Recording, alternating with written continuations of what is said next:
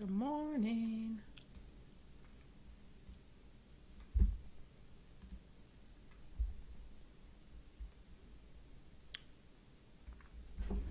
Good morning, good morning. Hello. Well, I thought, what's all that noise in the house this morning? Was pretty certain it was the washer because I put some clothes in. But nope, it's not the washer. You know what it is? The wind. The wind. I have about had it.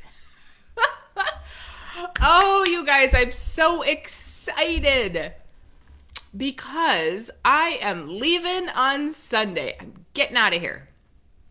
And I am going to Louisiana. So I will be speaking at the Bayou conference down there, or their annual meeting. It's not a conference, it's an annual meeting. So I can't even invite you. And then, well, good morning, George. Are you at the lake skating? And so I will be in New Iberia, Louisiana, which it's going to be like 70 degrees, like between 70 and 80, I saw. Oh, I love it.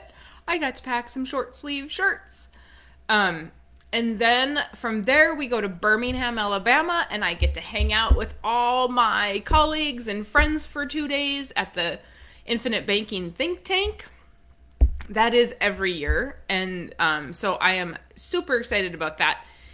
And then I get to go to Lake in Kansas. And we are going to be at the Women's Farm Conference I'm going to be at the Women's Farm Conference in Lake in Kansas.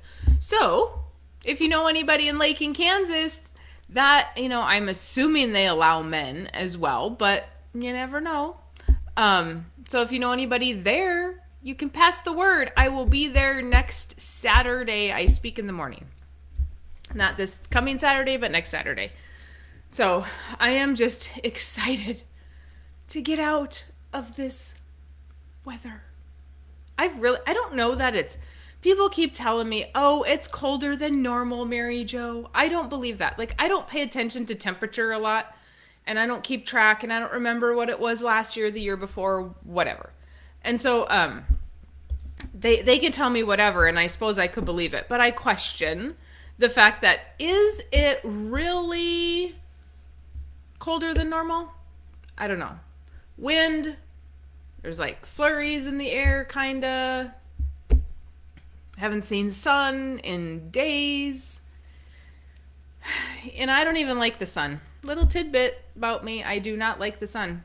I prefer, I got terrible hair this morning. I prefer to have rainy days. That is my absolute favorite. Not cloudy and snowy. That's not my favorite. So I should be looking for a place to live while I'm down there. The nice lady from the Bayou meeting that has been working with me said that they let people stay on their property with their mobile homes or with their motor homes. It's an option. Oh my gosh, George, that is so exciting. I was just telling somebody about Sell by Wednesday, I think. We were talking about it. Oh, I want to hear how it goes. Message me and let me know how that goes. Okay, so if you guys are listening, if you have questions, any question at all, let me know. I did not even prepare this morning, so I'm going to run through my clients that I met with this week and give a little, same thing I normally do. Just talk a little bit about what they're doing, all that good stuff. But I find it very funny. I'm going to start with this. Not that any of these dorks are listening. But I had a guy on. I have had several. I'm not going to just pick on one guy. But I have had several people on my Facebook Live, or on my ads, my Facebook ads, commenting that if I was a really good person, I would give my book away for free. And then when I tell them I do an hour and a half meeting for free after you read the book, then they're like, there's no way. Nobody can do that. And so on one of my ads, I did get a little bit mouthy with somebody because I've just had it. So if you guys are clients and you see my ad, there are people in that ad asking, hey, are you who here is doing this? It would be awesome if you wanted to chime in. Be prepared though, not everybody's nice. That's why nobody wants to chime in, because people on social media are evil, nasty, mean people. Okay. But I think it's so funny when they want me to give my book away for free. Oh, and then he proceeded to tell me how much money I make. And so I asked him how much I make, because I'd love to know. And he said, well, 20 times however many suckers you have buying the book. Well, how many suckers are there out there? And that's what you're calling your fellow farmers? Probably not very nice. And then he goes on to tell me, and then I asked him what my expenses are, because apparently he knows everything, right? So let's just take a step back. Farmers and ranchers, and I told him this, farmers and ranchers don't like when people say, oh, you guys must be making too much money. Oh, you could drive a new pickup, must be nice, right? Right? That's what, or, geez, look at all the government handouts you get. But yet you're the first to call someone like me a scammer, screwing everybody. Like, think before you type. Keyboard warriors. Okay. I actually, this is kind of interesting. I just looked at my people real quickly here. But I had 2 people in one day that were not beating Parkinson's law. And it was really interesting because they both make a lot of money. One makes a couple $100,000 a year, and we don't really have anything in savings. And they don't have any debt, but we don't have anything in savings. And so I'm like, well, where is the money? Like, what are we doing with our money? If we don't have anything in savings, if we don't have anything in your checking, and you don't have any debt, then I have to naturally question, where is it going? If it's not in a 401k, where is this money going? And the second couple, the same thing. They made about 100, but we don't have a mortgage. We have one payment.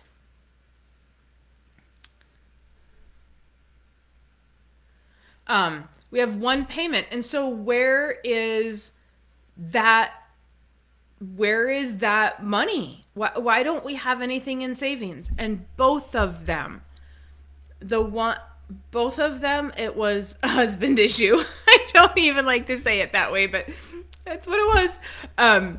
Husband is, and that one husband admitted to it. He's like, it's totally me. I've been foolishly spending money. The other one, the husband was not there, and so he kind of got thrown under the bus. But, all of a sudden this influx of money comes. So this is what happens when we get a good job or we get a good raise or whatever. Now all of a sudden we have this influx of money. And now what are we going to do with that money? We can either beat Parkinson's law, and if you remember Parkinson's law, a luxury once enjoyed becomes a necessity, and our expenses rise to meet our income. So whatever we make, we spend, essentially. We get a raise, we're like, what? We got a raise? How did we didn't even notice the raise, right? Because all of a sudden we go out to eat more. One of my clients is like, yeah, we got custom made boots. We're buying custom saddles. We're going on vacations, right? We're spending a lot of money on the 4-H hogs, whatever it is, that money is gone. And if we are not pulling back and paying attention to our finances, it's going to be gone. And we can't recover it. Now, I am not sitting here preaching like I am all that and more, because we did this ourselves. When I finally got to the point where I had some of my business debt paid off and I had a little extra money, all of a sudden we're doing stuff and buying stuff that we didn't necessarily need, but stuff we wanted, right? Then when it came time to buy our property, I was this close to having all the money we needed to just pay cash for the joint out of policies and such, right? That close. Had we not done what we did before, we wouldn't have had to go to the bank and ask for all that stuff. And so it was very eye-opening to me, even at that point, to go, man, we just weren't preparing as well as we should.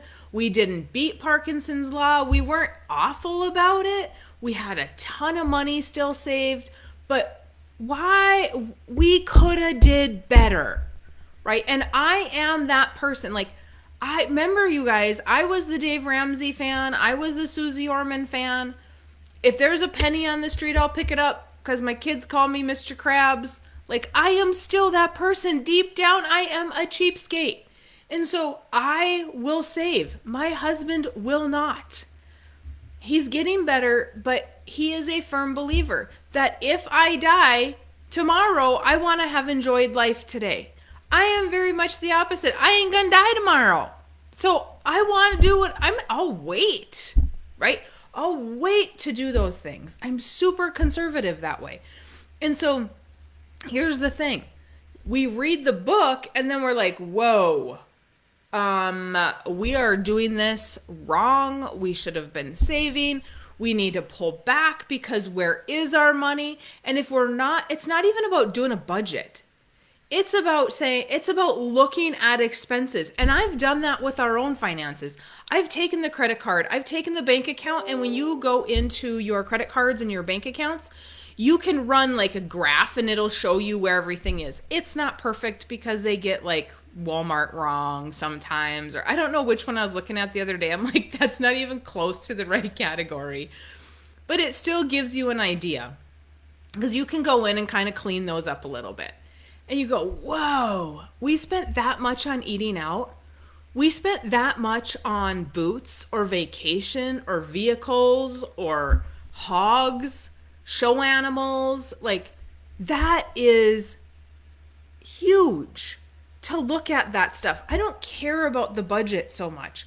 Look at where it's going. And if we're making $100,000+ a year and living rural, not even living in a big city, living rural, that is, where is that money going?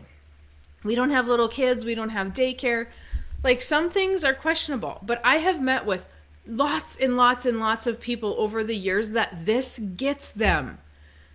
100,000 plus a year and we have nothing saved. You should question, if you're in that category, you should be questioning where your money is going because you should have it. So can we start policies on those people? Absolutely. It's actually probably one of the best things that can happen to those people because it's money that's coming out. Yes, and it's going into the cash value, right? So they have it to use and then they can pay it back and have it later. The piece for them is you got to pay it back. So, but at least we're getting it out, kind of out of their hands so they can't be like, oh yeah, I want that brand new shirt or those $500 pair of boots or whatever. Yeah, awesome. And so be smart about it, right? Or geez, I can afford that $10,000 horse now, or that $40,000 horse. Horses are super expensive right now. So that's great, but we have to be smart about it. Okay. Oh, George, it hid your... There we go.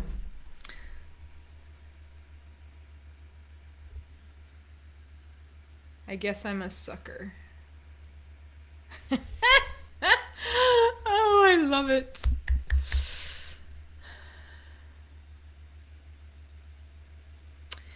Stasha, so I'm not perfect with Parkinson's law. And you just don't want to go full bore, right? And not have everything. And I don't know about you, my dear, but I think that you're spending a lot of your money just on enhancing the operation, which is different. That's not, you're not foolishly spending it, or I'm not seeing it when we meet. It's going into syrup stuff, trees, things that you are using, things that are going to make you cash down the road. So I wouldn't, unless there's money going somewhere, but even with the new job, right? It's, oh my gosh, this is fantastic. I have extra cash. It's hard. It's hard, you guys. Oh, whoever's listening, Stasha makes syrup, and it's exciting. Someday I'm going to get out there and I want to see it. I don't know that I want to sit and wait for it all to boil down because I'm not that patient, but I want to see it.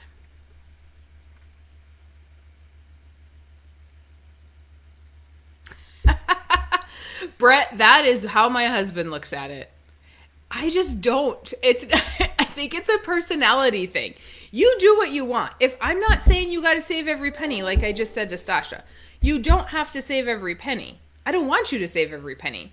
And I'm not going to take every penny when we meet because I want to make sure that you still can live. You can go do whatever you want to do. My kids love tattoos. I don't have anything against them. I just don't want them. So I'm not going to spend my money on a tattoo. But they'll spend their money on a tattoo. It's something they love, right? They want to go on vacation. It's something they love. Great, fantastic. But to have no savings, really? That when you're making that kind of money, where is it going? Did we just remodel a house? Sometimes that happens, that we just got done doing something and then we're in the mode of savings. Okay, that makes sense. But I agree with your buddy. At some point too, you have to live and you have to do things. You can't wait forever, but we still need to be putting something away because otherwise we get to retirement and we're like, what do we have?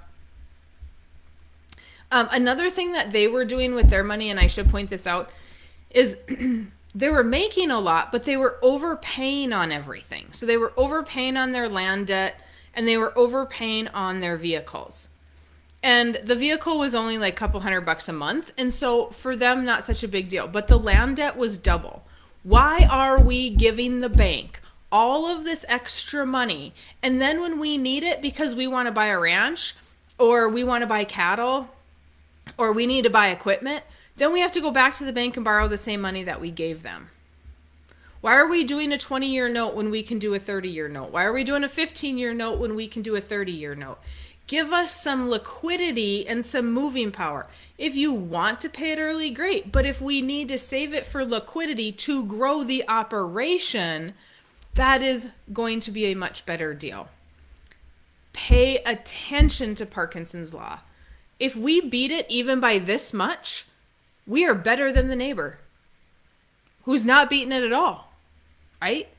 And so it doesn't really matter even where your income is. I've had clients that make like $50,000, $60,000 a year and have a ton of money in savings. And then I have to ask, where did it come from? Like, did you get some kind of inheritance? Where did that money come from? They have beat Parkinson's law, right? They are to the extreme at beating Parkinson's law. They're not living. And so, but that's how they like to do it because they're kind of like me. Like I would be okay with not doing a lot of stuff. However, I have become a bit of a prima donna. I'm not going to lie. When I go down to Louisiana, I'm not beating Parkinson's law. We were going to rent a vehicle. My colleague and I are driving. We were going to rent a vehicle. He has a really nice pickup. I have a really nice Jeep. Okay? Heated steering wheels, heated seats, like XM radio. And so I said, okay, I'm good with renting a vehicle, but it needs to be as comfortable as mine. So he goes out to the Enterprise or whoever, and he looks at the vehicles and he calls me and he says, none of them are as nice as our vehicles. So Do you want to just drive one of ours? Yep. Because I have become a prima donna. I am not beating Parkinson's law. A luxury once enjoyed becomes a necessity, right? That is awesome. My seats have, which I thought, this is so dumb. You know, they blow the cold air up from the bottom when it's really hot out. And I thought, that is so stupid. Why would anybody need that? That is dumb. Guess who loves it? My husband.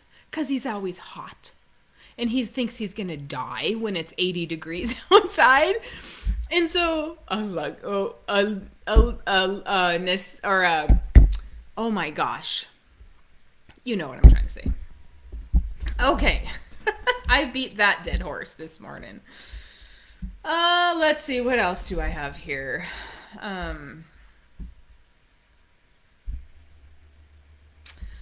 I had another super nice guy that I met with, and it was interesting because his spouse was not on the call, and she was not interested in learning she wasn't interested in learning about the concept. She didn't want to read the book. He's invested in a couple of different things that she's just not really excited about.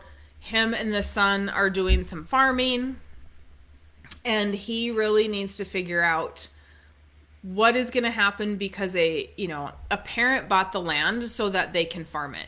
But now we need to figure out what's going to happen when mom and dad die. Who's going to get that land? Are we going to have to buy it out? Whatever. But we also, if our spouse is not on the same page, we need to at least inform them enough so they understand that. And again, the reason why is because if I am delivering a death benefit check, I ideally don't want to be meeting somebody when you pass away. At least have that spouse on the call so they can get to know me. One of the spouses, this was really funny, one of my meetings this week, the wife was off camera. And I said, oh, what's your wife's name? And he looked over and I said, oh, is she there? And he's like, yeah, she's just sitting off camera. So we went through about an hour of our meeting, 45 minutes. Well, it was probably an hour and 15 minutes, something like that. Went through almost our whole meeting, and I was asking her questions because she was there, and she's the one that needed to answer the questions.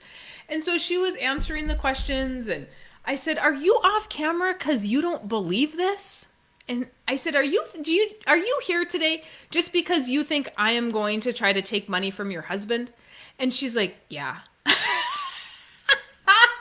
I said, well, that's awesome. That I totally get it. Most spouses that are off camera are there just to make sure that I don't sell their spouse something, right? That I'm not going to push somebody into making some sort of a decision that they don't agree with. They're just there to listen in. They've not read the book or anything like that.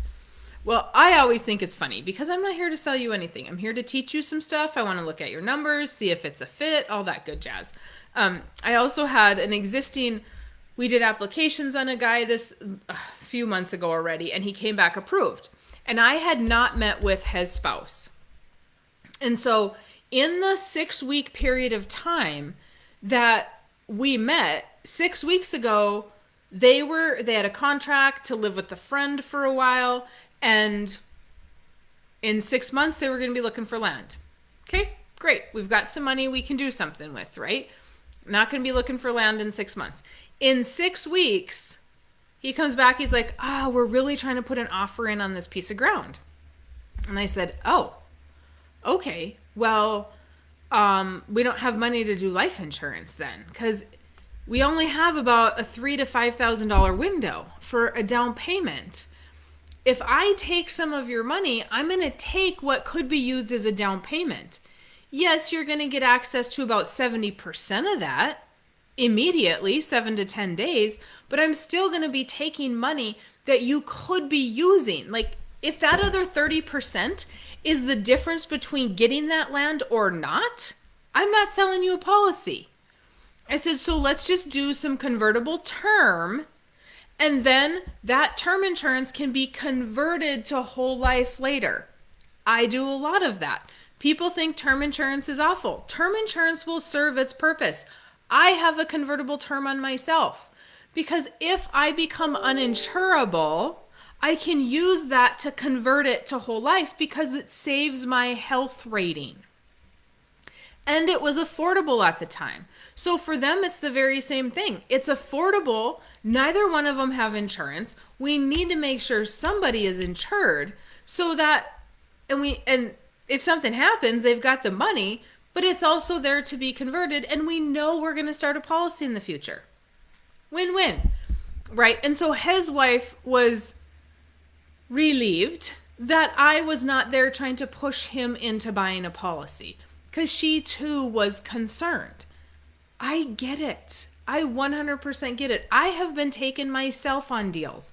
So I am not going to be pushing somebody into something if it is not the right time. I have probably had that happen. Hey, Wes. Good morning.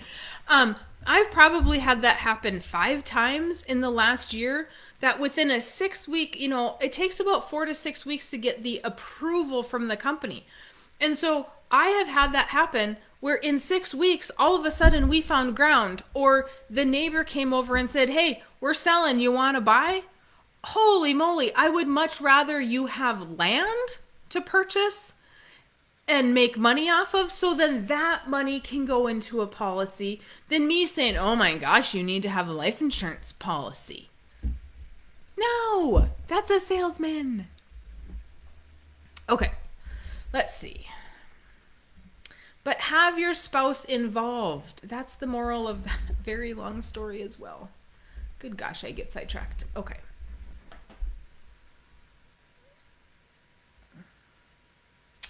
Oh, this next one is sad. So this wonderful guy, super nice guy, he was doing some custom grazing for somebody that he knew for like 30 years.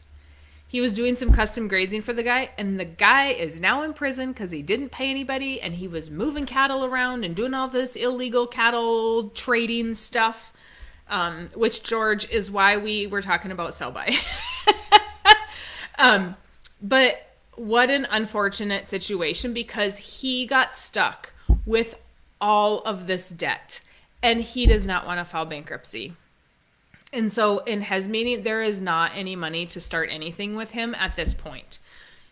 When he gets his feet back under him, we can start. But we really did a lot of brainstorming about what do we do to get out of this situation? And he does not, for himself, the only way that he's going to remotely get out of this situation is he's going to have to find another job. He's going to have to find a better paying job. He's going to have to work his buns off to get out. Any extra time he has, though, is helping mom and dad on the ranch. And so mom and dad have quite a few acres. My suggestion was, can we talk to mom and dad? He is going to inherit all the land.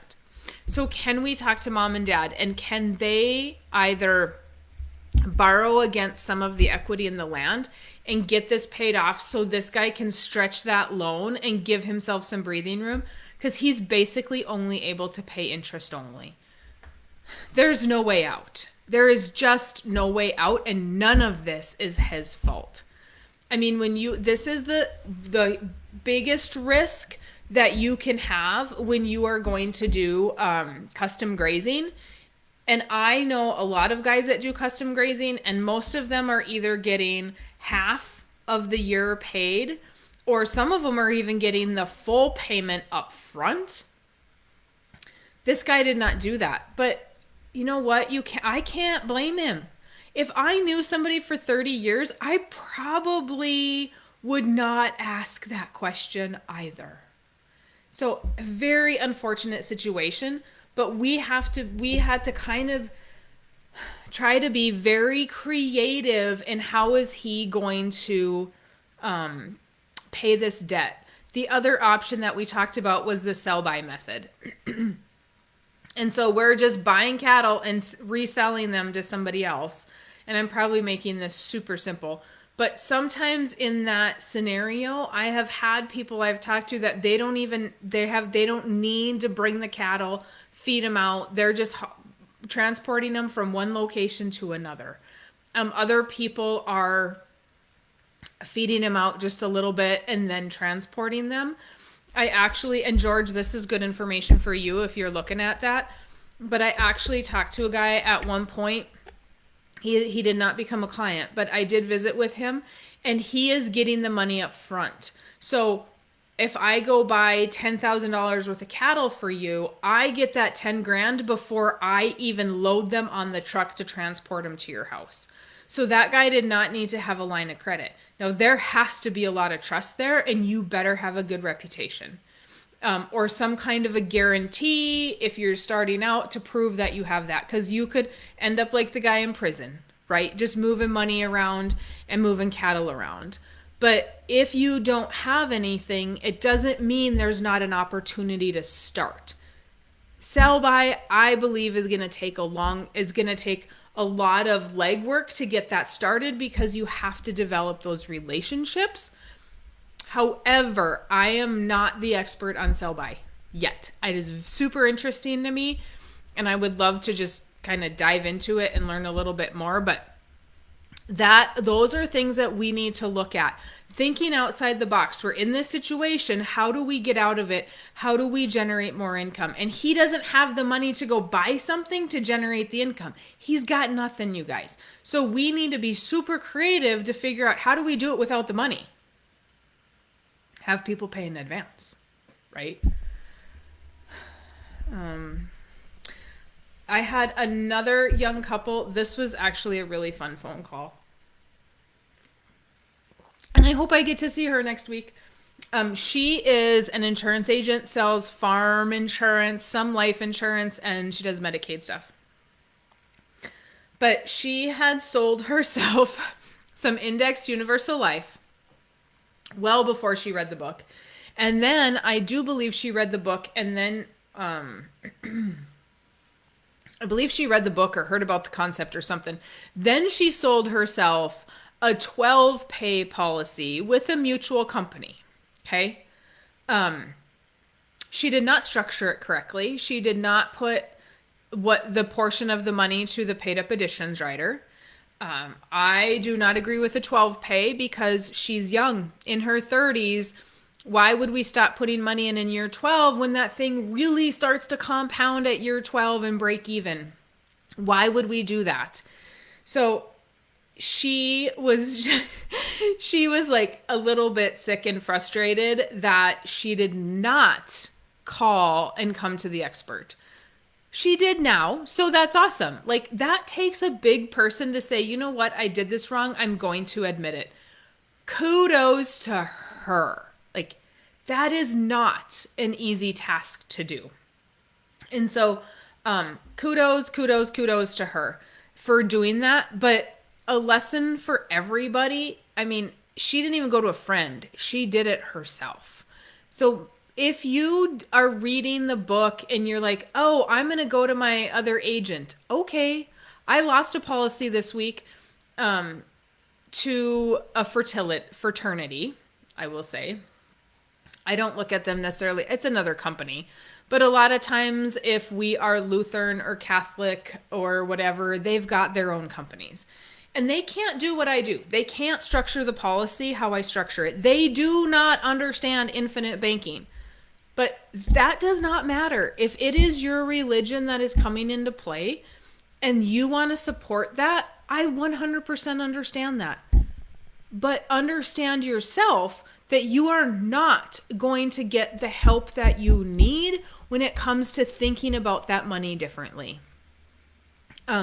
I have another client right now that her husband went and bought land, and now they're questioning how they're going to pay for their policy because this was not talked about in a whole, right? She's keeping the finances, but obviously there's some miscommunication there of what we have to pay and what this does, because he was not part of that conversation.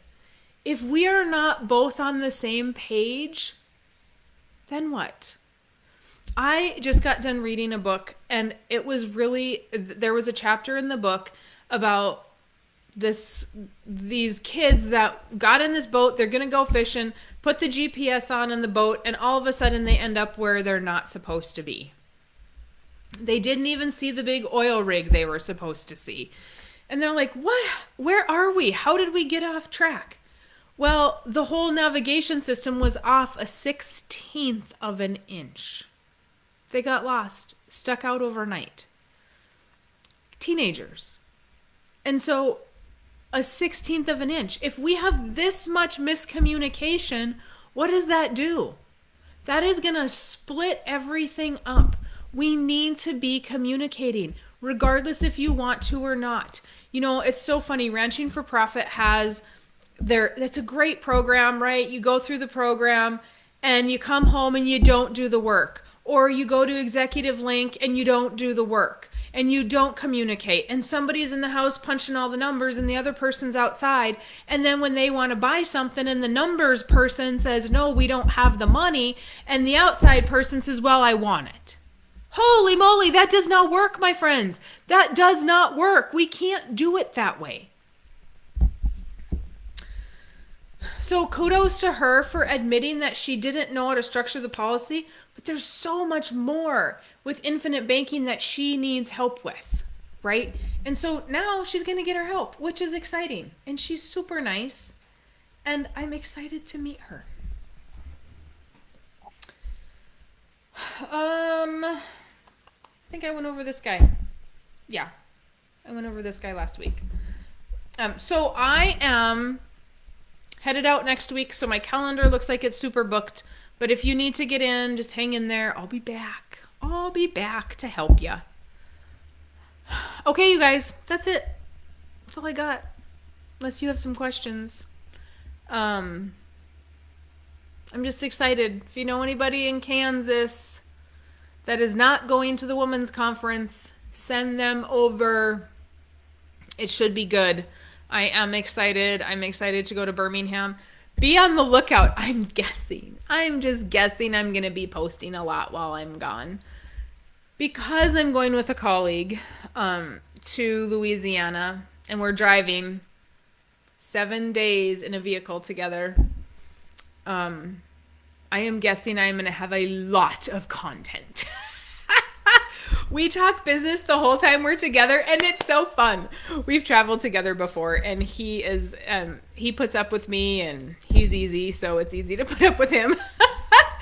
But it'll be fun. It'll be a good time, and I will have somebody there to lift all my books for me. That's even more awesome. So that's fantastic.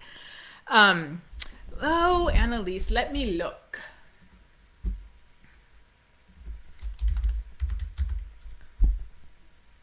I think I have it on my calendar. I am so bad at remembering the names of things. Oh, Annalise, I had a guy from your Ranching for Profit that came up to me, CJ, and he said, oh, I met George and Annalise. Women in agriculture. I always say it, and it's my northern, and people think I'm saying egg. Women in egg. Let me see if they have a list of speakers. It's actually,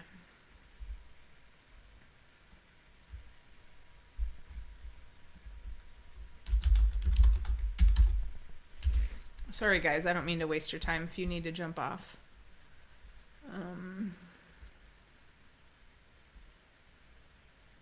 Kansas Women in Egg. I see they have a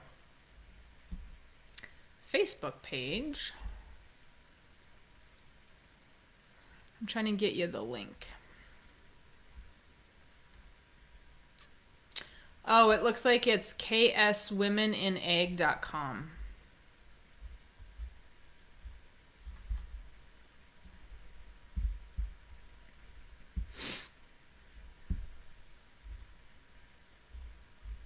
Yes, 8 days here. I will post it in here for you. There you go. So share away. They have, I'm not sure. It's a 1-day event the way it looks. But they have speakers all day. Jolene Brown has been there before, and she was telling me that it is a fantastic conference. So that's good. Hey, Bruce, you just made it in time for me to jump off. Where are you at today, my friend? All right, you guys, that's all I got. Unless you have more questions. Thanks for tuning in this morning, and I'll maybe see you throughout the week. If not, I'll see you in a couple weeks. Talk to you later.